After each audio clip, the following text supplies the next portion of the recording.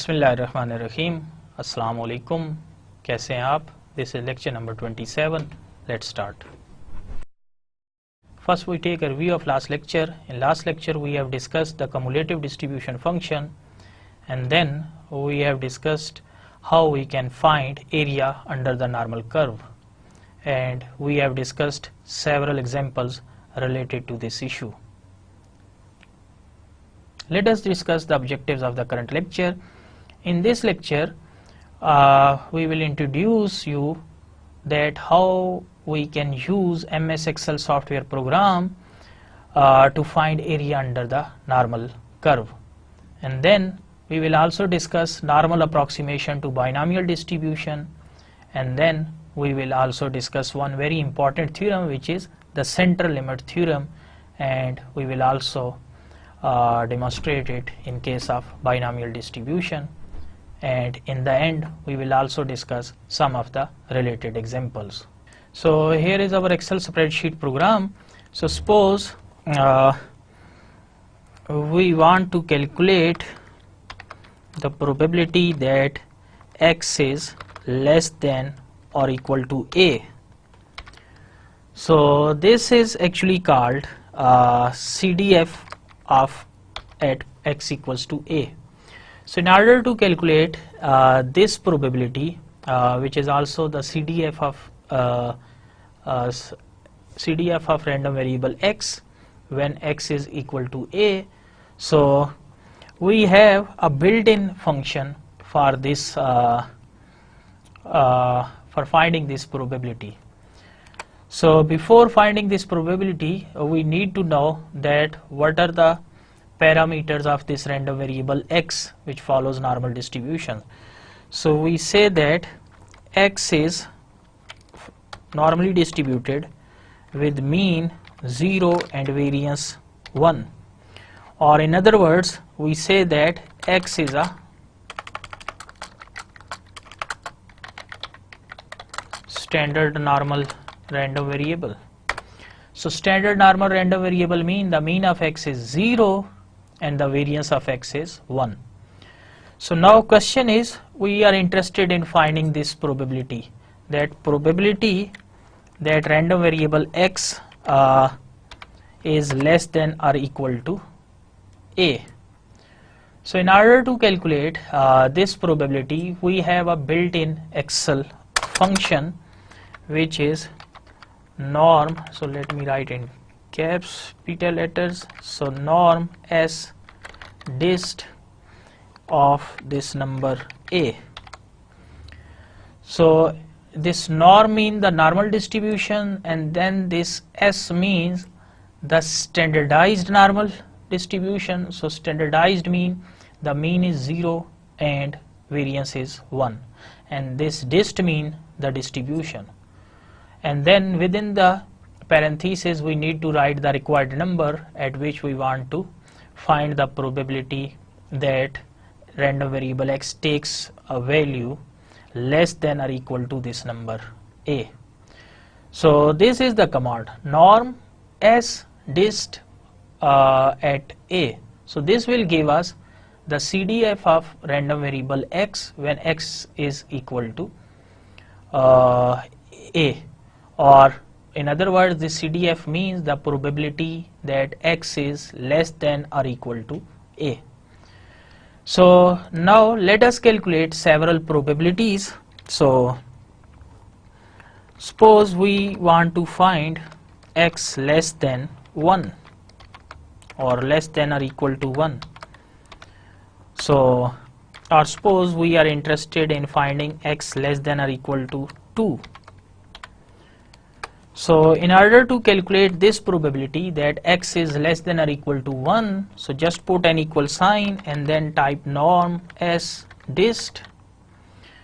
So here the Excel tooltip, it is showing that this command returns the standard normal cumulative distribution, and it has a mean of 0 and a standard deviation of 1. So norm s dist, and then you need to type this z, where z in this case is 1. So this will give us the probability that x is less than or equal to 1. So just press enter.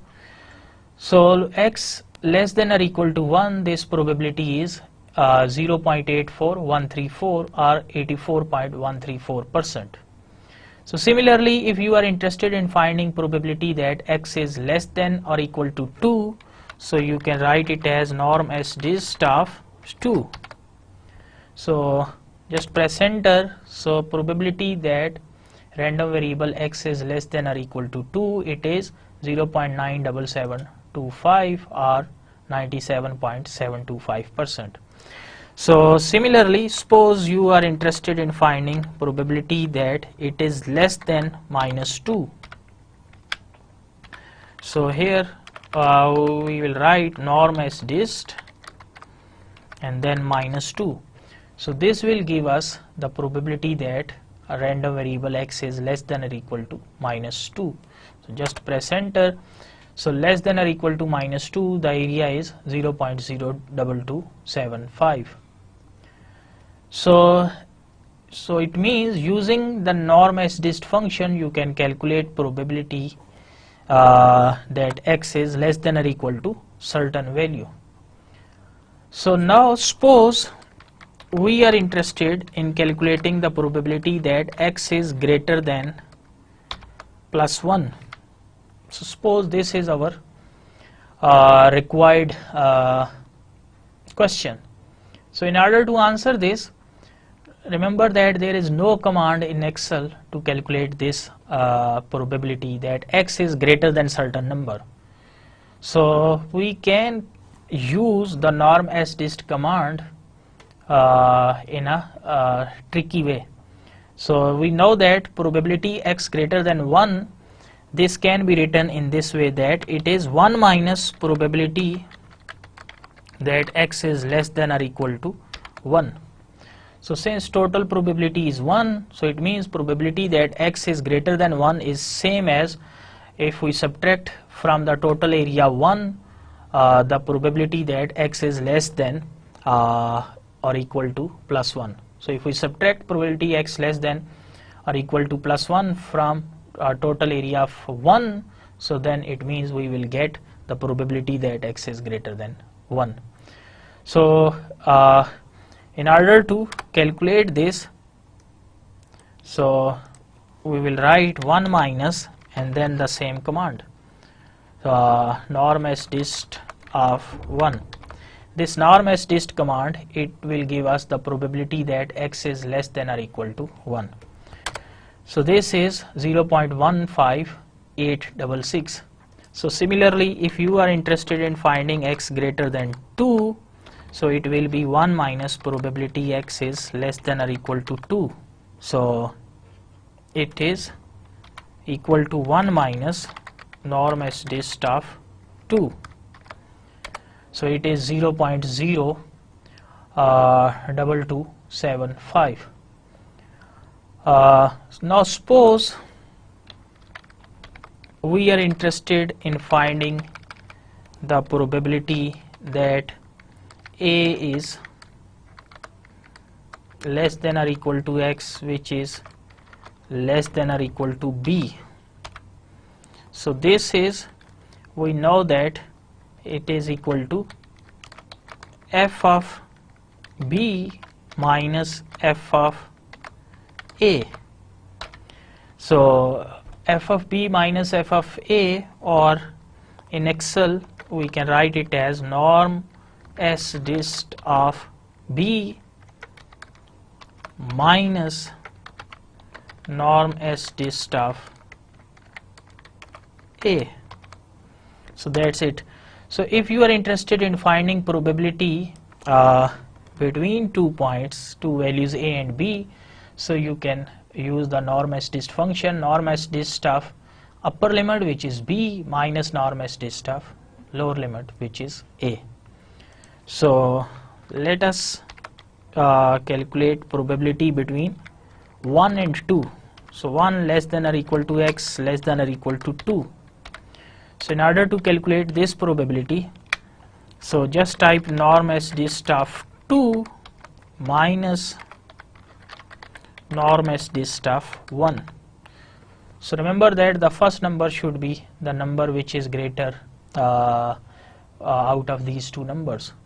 So norm s dist of 2 minus norm s dist of 1. So just press enter. So it is 0.13591. Similarly, if you are interested in finding the probability that minus 3 is less than x less than or equal to plus 1. So in order to calculate this probability, so just type norm s dist of 1 minus norm s dist of minus 3. So just press enter. So it is 0.83999. So this is how we can use MS Excel to calculate different probabilities when we have a random variable x which follows standard normal distribution, that is normal distribution with mean 0 and variance 1. We can also use MS Excel to calculate probabilities of a random variable, normal random variable, when its mean is different from 0 and variance is different from 1. So one way to first standardized the random variable and converting the mean to 0 and converting the standard deviation to 1, and then using the same formula norm s dist.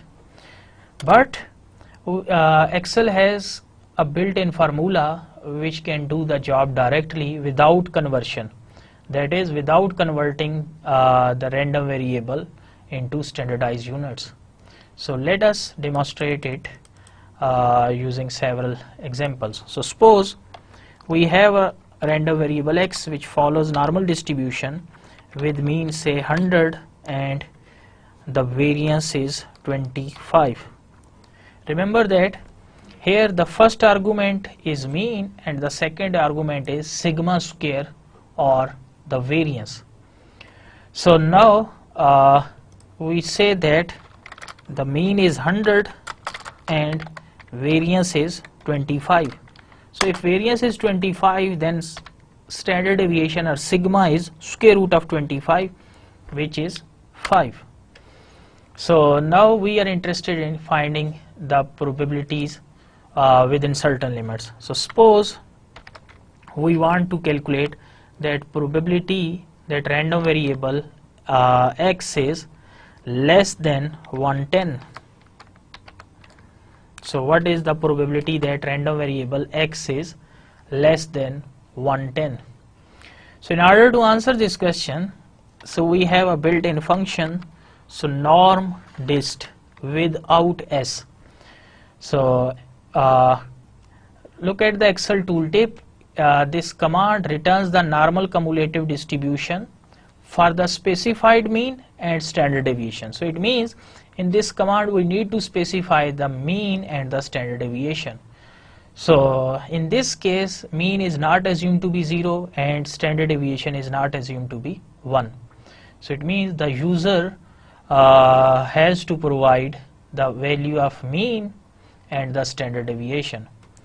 So norm dist. So the only difference between the two commands is that here in this case we will not write s. So norm dist, and then here is first argument is x, which is this number 110, and then comma the second argument is mean.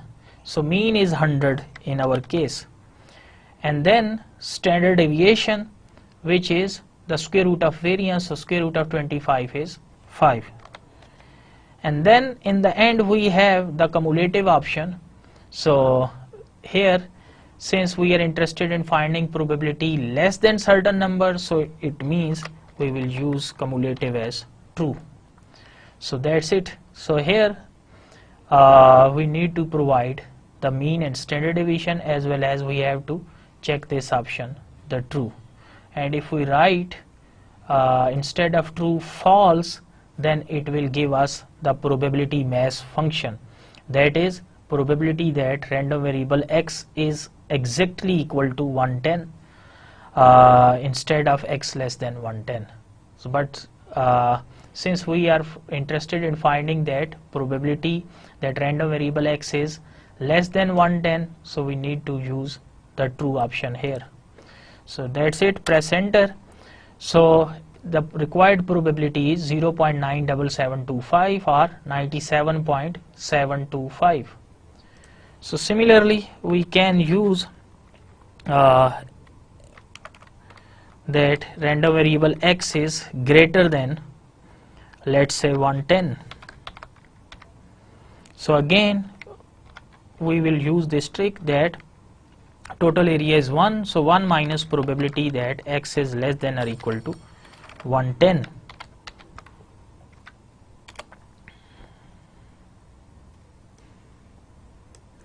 So in order to calculate this probability, just type 1 minus and then the norm dist with x, which is 110, then mean, which is 100, then standard deviation, which is 5, and cumulative option is true.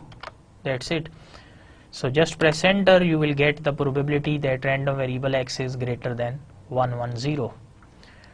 So now suppose you are interested in finding the probability that random variable x lies from 90 to 110.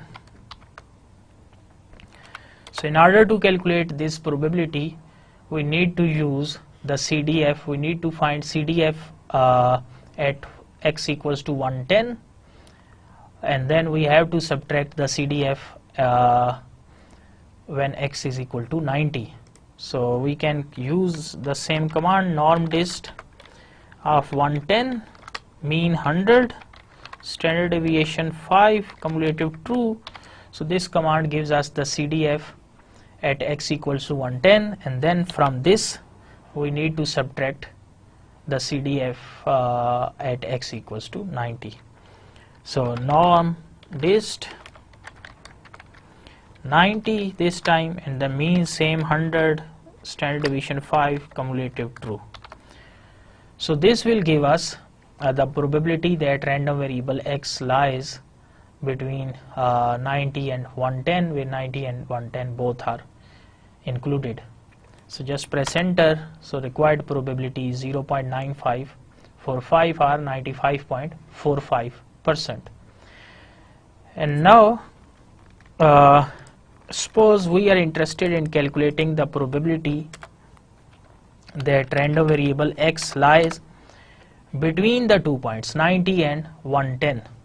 So here the only difference between these two questions is that in this second question we do not have the equality sign, that 90 is less than x, which is less than 110. So remember that we need there is no command for finding this. So actually the commands the command is exactly the same. So whether you are interested in finding 90 probability that x lies between 90 and 100, or x lies between 90 and 100, where 90 and 100 both are included in the range. So command is exactly the same because when x is exactly equal to 90 and where x is a continuous random variable, this probability is 0. So whether you include 90 here or not, the probability will be same. Similarly, x less than 100 is same as x less than or equal to 100. Why? Because when x is a continuous random variable, the probability that x is equal to one fixed number, let's say 110, so it will be 0.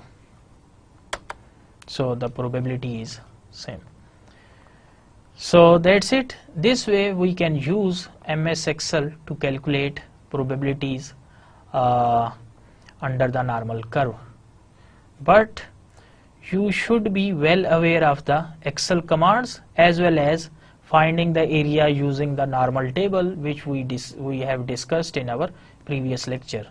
So you can also use this Excel software package as well as the calculations by hand. So now so far we have discussed that if we know the value of x, what is the probability that x lies within these two limits, say a and b, or what is the probability that x is greater than b, or what is the probability that x is less than b. So it means so far we have discussed that we know the value of x and we want to find the corresponding probabilities.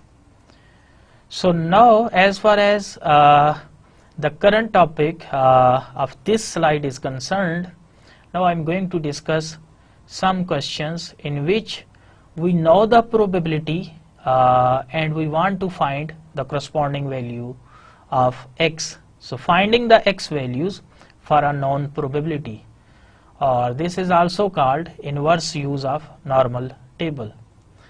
For example, we can say that if the probability that x is less than some particular value, say a, the probability is 90%. So what is the value a? So what is the value a when probability that x less than this value is 90%, or what is the value of x above which 70% probability lies, or what are the two values between which 30 or 60% probability lies. So it means now in these types of questions we know the probabilities and we are interested in finding the x values. So this is called the inverse use of normal table. So now we discuss the steps to find the x values for a known probability. So first, from the known probability, find the z value. So previously we have used the table that we know the value of z and we calculated their probabilities from the standard normal table. But now we will use the table inversely. We will find the probability and we will from the given probability we will find the value of z. So first step is find the z value for the known probability. So once we have the z values, so then by using this formula we can calculate the x values, which is our required result. So we can use, we know that z is equal to x minus mu over sigma. So if we shift this sigma to left hand side, sigma is being divided here, so it will be sigma z x minus mu, and then shift this mu to the left hand side, so it will get added to this left hand side. So this plus mu is x, or we can write it in reverse order, x is mu plus sigma z, which is the same formula written here. So from the known probability which will be given in the question, so we will find the z value by using inverse use of normal table. Once we have the value of z, we will have the values of mean and sigma. So just multiply the value of z obtained from normal distribution table with sigma, which is standard deviation, and add the mu to it. We will get the desired value of x, which is the main objective. So let us discuss few examples. So let us discuss an example. So time required to inject a shot of penicillin has been observed to be normally distributed with mean of 30 seconds and standard deviation of 10 seconds. So find the 10th percentile. So here the mean is given, which is equal to 30, and standard deviation is, which is sigma, it is 10. So question is find the 10th percentile. So remember that by the definition of percentile, the 10th percentile is a value below which 10% of the area lies. So let us draw the normal curve. So here mean is 30 and this is the point, I have labeled it as x, so this is the 10th percentile, and below this point we have the 10% probability or 10% area. So we are interested in finding this x values. So but in this case note that we know the probability and we want to find the value of x.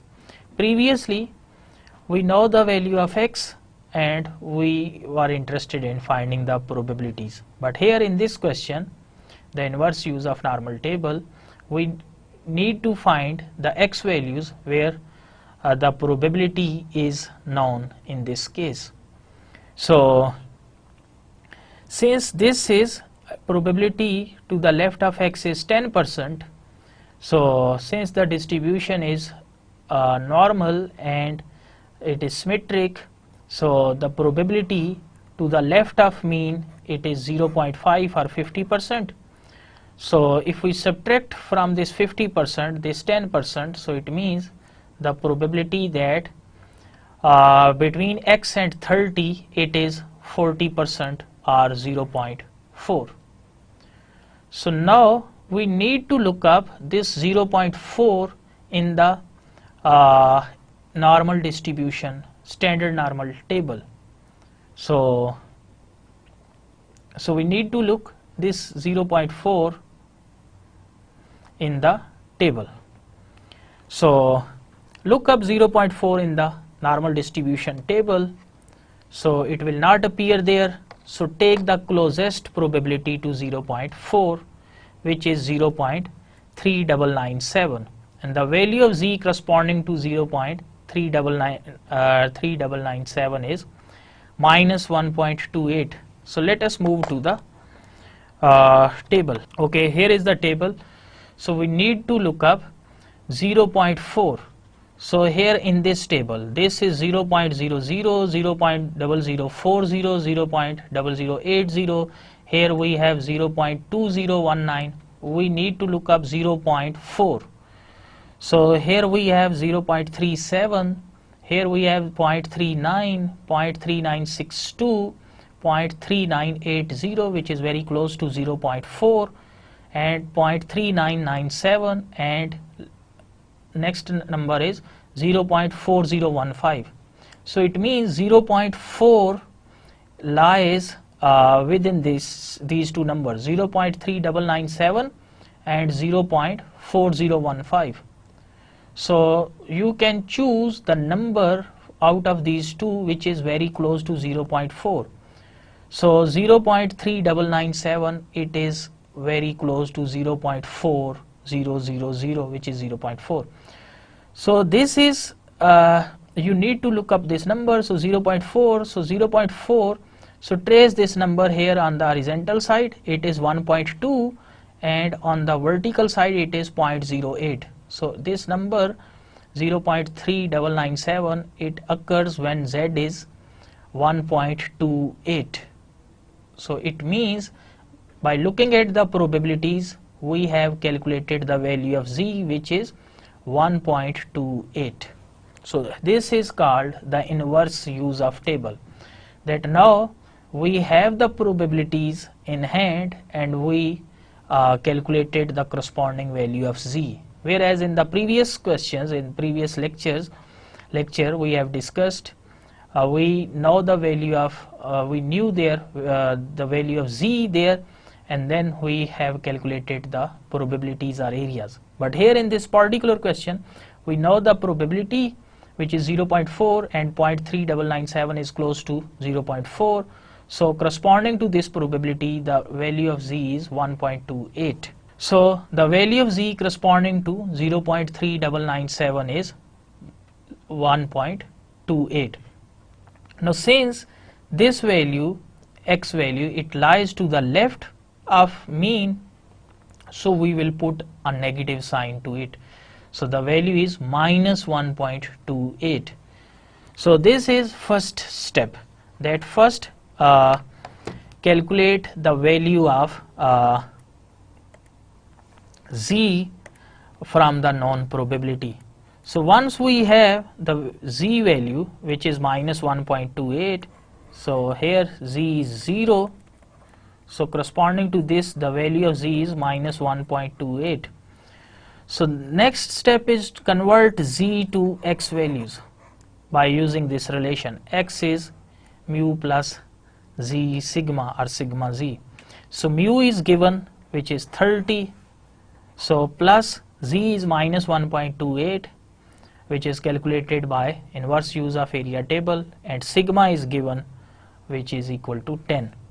So just multiplying, simplifying these two numbers, we get 17.2, and the unit used is second.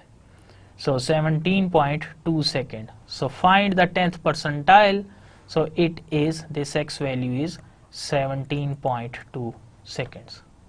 So this is how we can use the how we can make use of inverse table to calculate different probabilities. So now let us consider another question.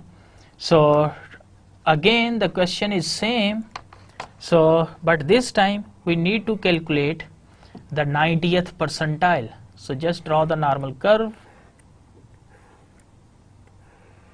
So mu is 30, here we have x. So 90th percentile is a point below which 90% of the probability lies, or 90% of the area lies. So here is the 90th percentile, x or P90. So we are interested in finding this point below which 90% of the area lies. So it means this total shaded area is, this full area is 90% or 0.9.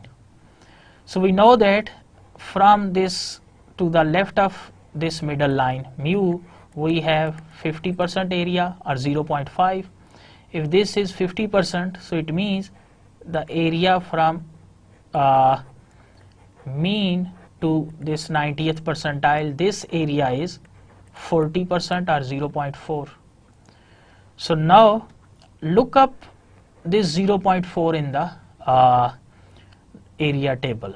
So again, if we look up this 0.4 in the area table, so here 0.4 is not there. Again we need to look up, need to use this value which is close to 4, that is 0.3997, and corresponding to this probability the z value is 1.28. So if we construct a scale for variable z, so here z is 0, and corresponding to this value we have 1.28. But now this time we have plus sign with 1.28. Why? Because this value lies to the right of mean. So here we have 0, so all values to the right of 0 they are positive, and all values to the left of 0 they are negative. So that's why here, since 1.28 this value lies to the right of 0, so we will use plus sign.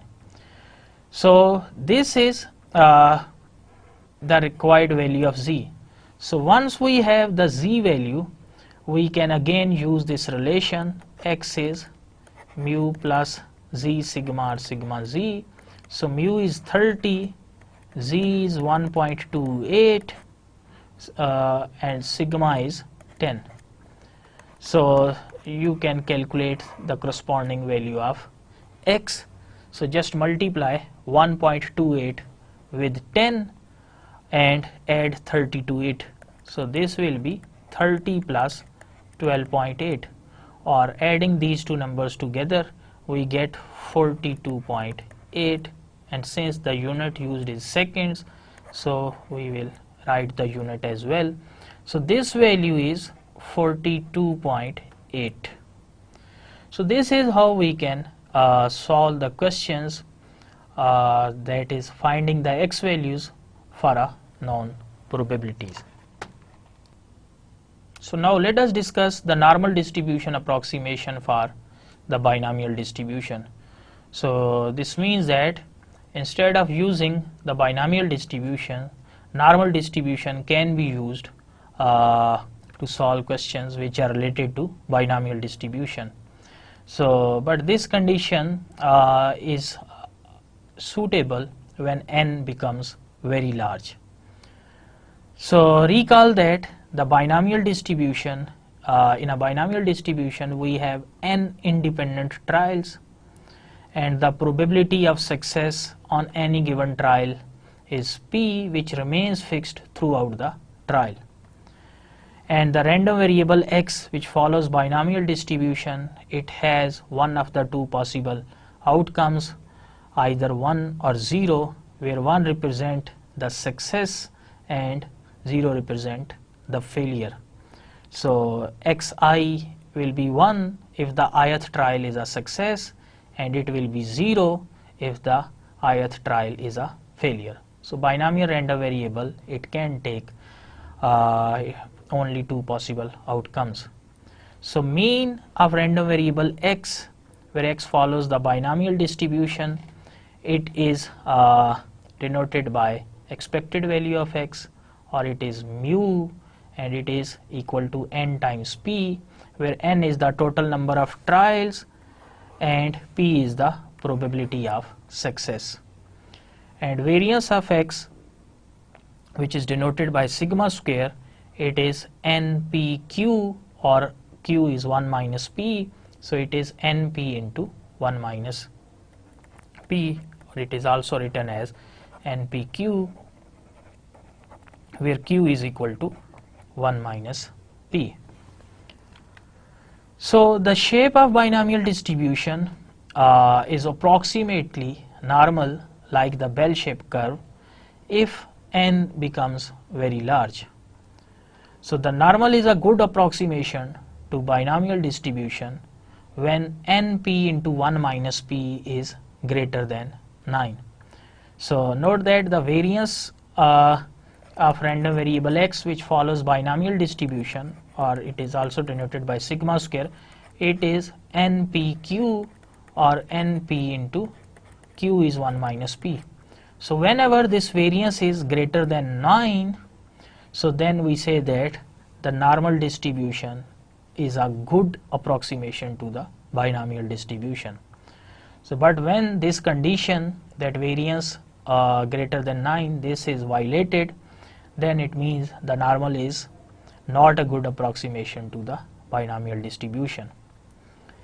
So we can also use the standardized form as well. So standardized to z form from a binomial distribution.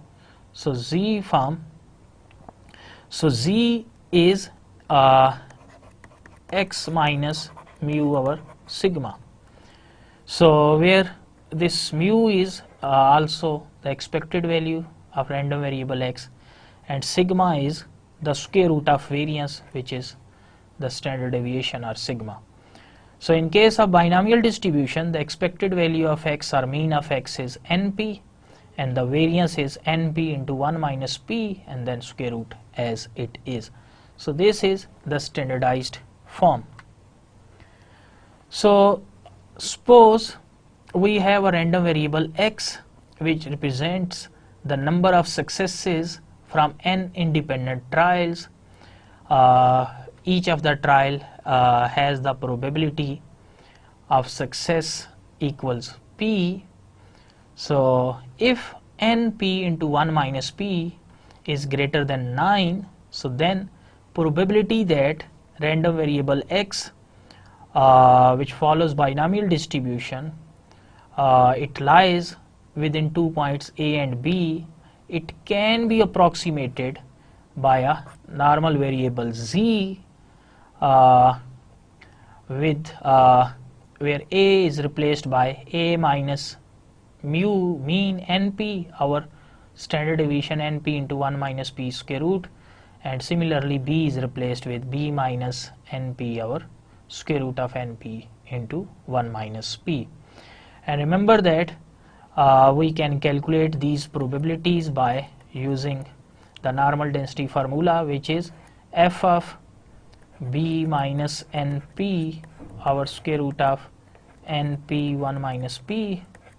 So this is the CDF, or cumulative distribution function, at this value minus the CDF at a minus np, our square root of np into 1 minus p.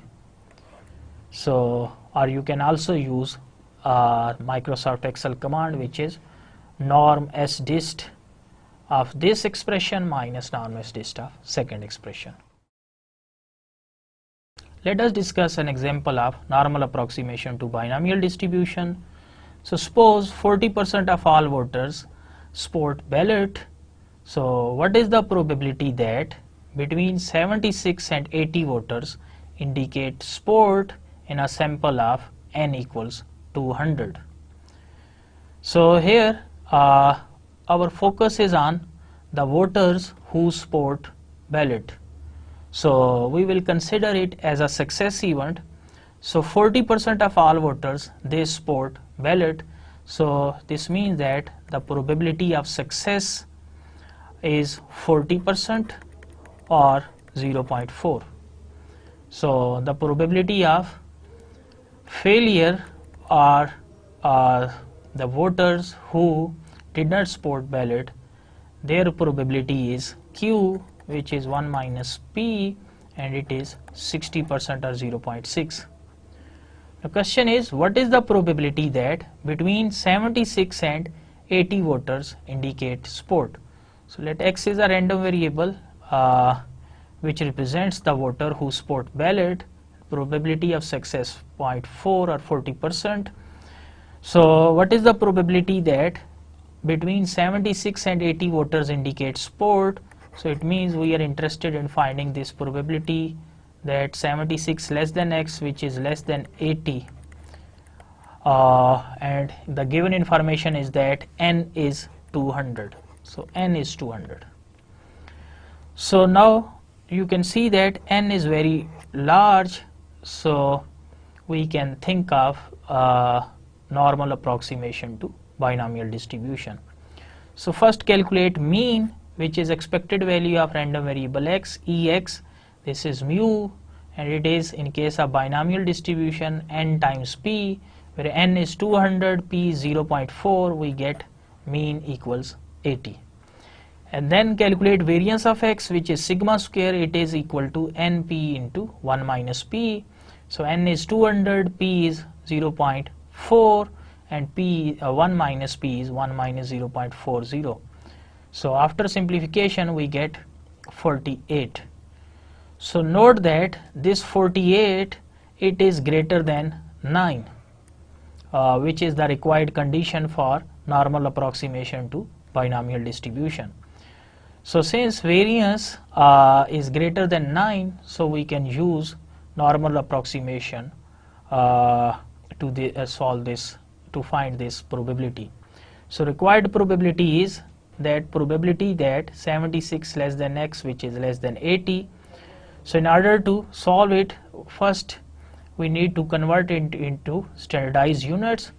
So 76 minus mean, which is 80, divided by standard deviation, which is the square root of 48, which is less than Z, which is itself less than 80 minus mean, which is again 80, divided by standard deviation, which is square root of variance, that is square root of 48.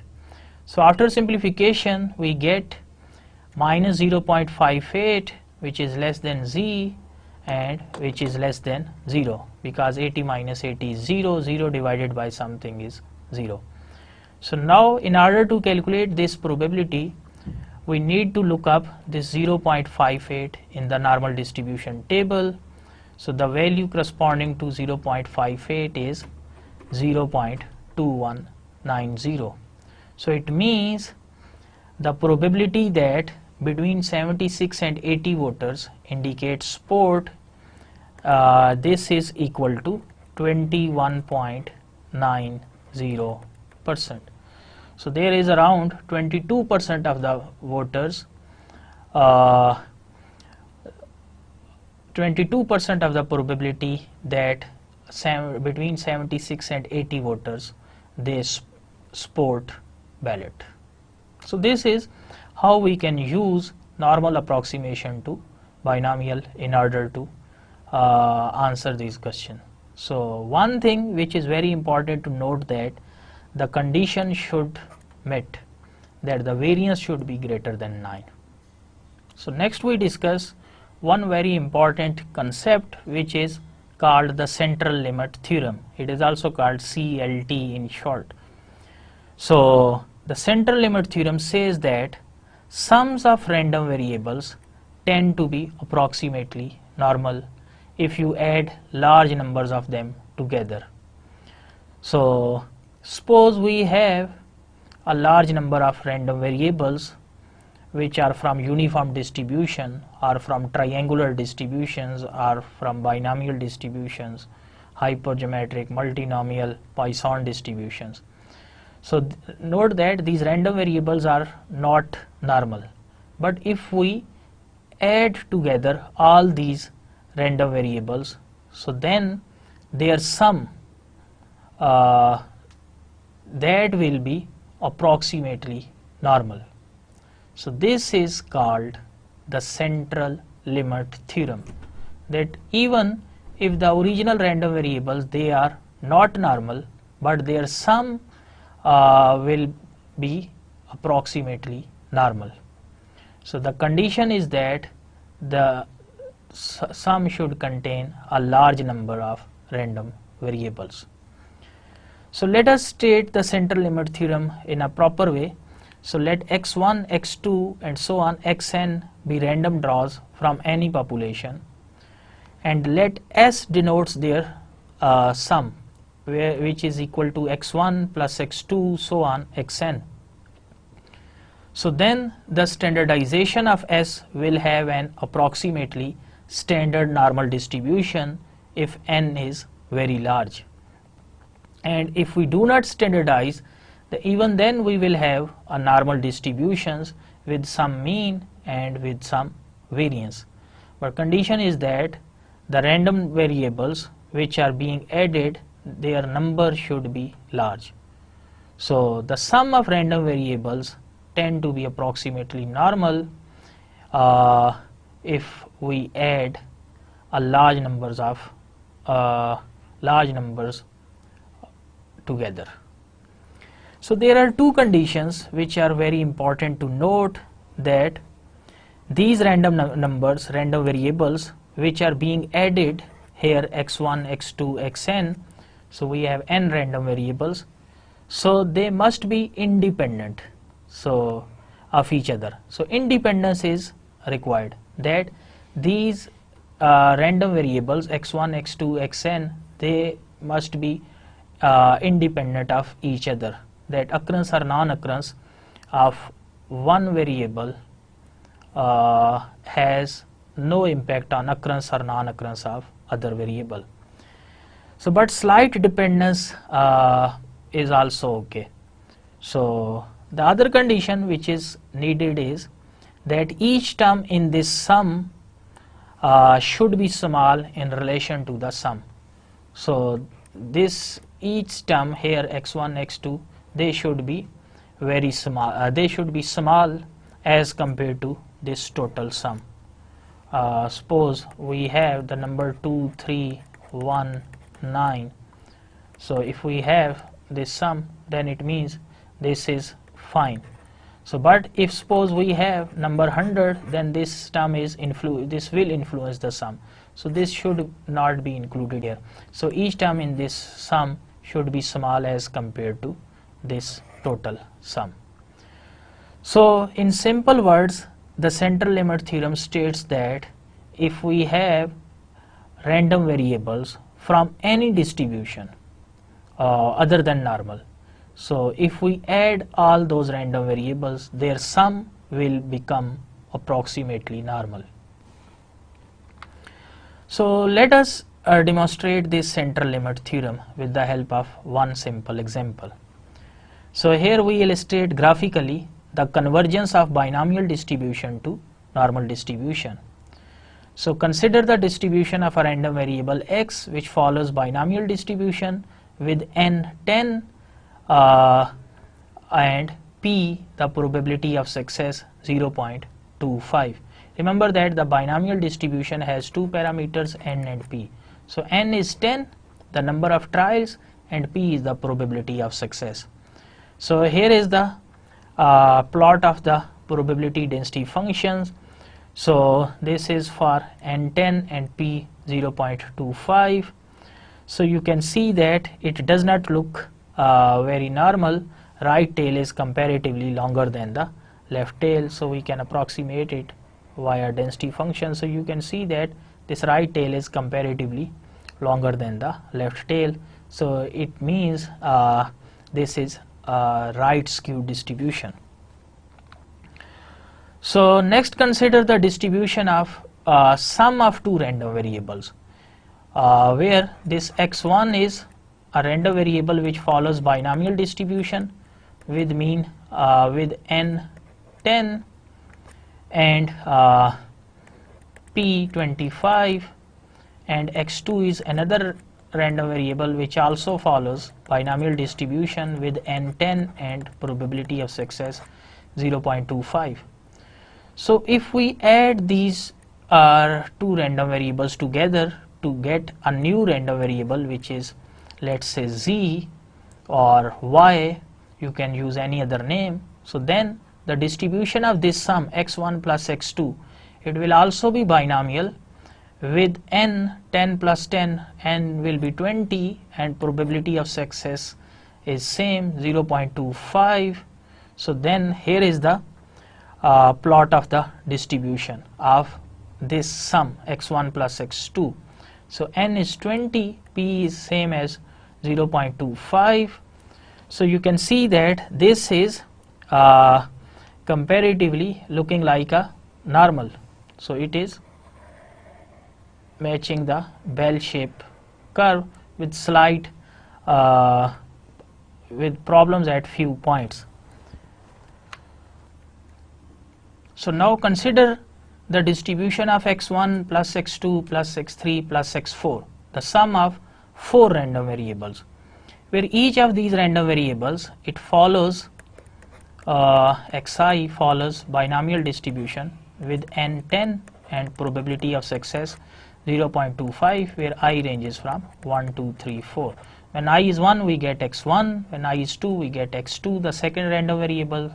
Similarly, I3 will give us, when I is equal to 3, we get x3, and I4 mean we get x4, the fourth random variable. So sum of these four random variables, so it will also be binomially distributed with n 10 plus 10, 4 times 10, we get 40, and probability of success is fixed at 0.25. So here is the distributional plot. So you can see that it looks even more closer to the normal distributions. So you can see that this sum is becoming is matching the normal distributions. So this example just illustrates the central limit theorem. As we add random variables, the distribution of sum begins to look closer and closer to a normal distribution. So if we standardize, so then it looks like a standard normal distribution. But if we do not standardize, then it will still be a normal distribution with certain mean and certain variance. But if we standardize this sum, then the distribution will be standard normal distribution, that is having mean 0 and standard deviation or variance equal to 1. So we can see that as we add random variables, the distribution of sum begins to look closer and closer to normal distributions. So, and if we standardize, then it will look like a standard normal distributions. So here we have demonstrated the central limit theorem in case of binomial distributions, that if we add binomially random variables together, then the sum of binomial random variables is normal. But instead of taking binomial random variables, suppose we have uniform random variables or Poisson random variables which follow Poisson distribution, or we have random variables which follow any other distribution. If we add all the random variables together to form a sum, then the sum will be approximately approximately it will be normally distributed, provided that the terms in the sum, they are large in numbers. So this is the overall idea of central limit theorem. Let us review the main concepts which we have discussed in today's lecture. In today's lecture we have discussed how we can use MS Excel software package to find area under normal curve, and then we have discussed normal approximation to binomial distribution, and then we have discussed one very important theorem, which is the central limit theorem and its demonstration in case of binomial distribution, and we have discussed related examples as well. So in the next lecture we will study the joint distributions, especially we will discuss the bivariate distribution, and then we will discuss the concept of movement generating functions and the chrasistic function as well. And then we will also discuss the covariance, the concept of covariance of two random variables, and we will also discuss some of the related examples. So till then, Allah Hafiz.